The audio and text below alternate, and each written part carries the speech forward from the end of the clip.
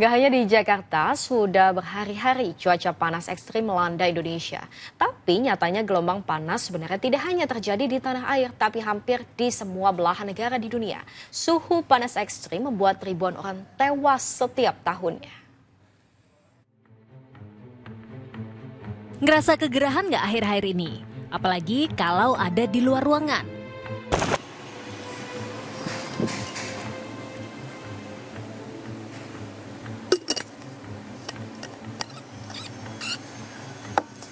Sudah beberapa hari ini cuaca panas menyengat terjadi di Indonesia.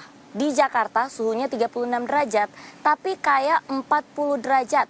Sebenarnya cuaca panas menyengat kayak gini bukan cuma terjadi di Indonesia saja, tapi perubahan iklim sudah semakin nyata di berbagai belahan dunia. Ya, cuaca panas ekstrem nggak cuma melanda Indonesia, tapi juga dunia. Berbagai kota di dunia mencatatkan suhu panas ekstrem setiap tahunnya. Nggak cuma suhunya yang bisa di atas 40 derajat atau hampir 50 derajat Celcius, tapi durasi suhu panas ekstrem bisa berhari-hari.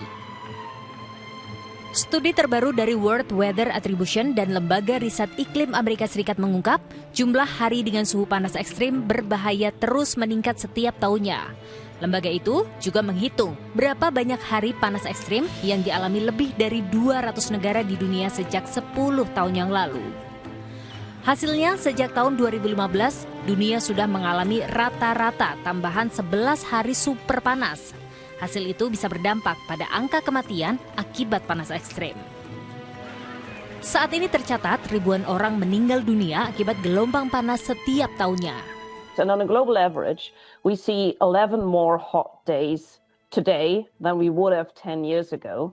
And that means 11 days globally on average where mortality will be very high, which is particularly dangerous for people working outdoors, elderly, people with pre-existing conditions.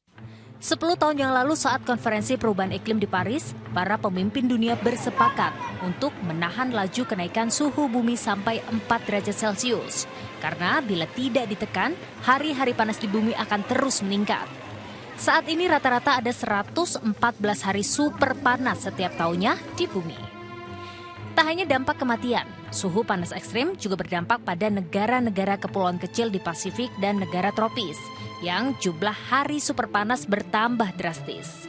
Padahal, kontribusi negara-negara kecil itu terhadap emisi karbon sangat kecil dibandingkan negara besar seperti Amerika Serikat, Tiongkok, dan juga India, 3 negara dengan emisi karbon tertinggi di dunia.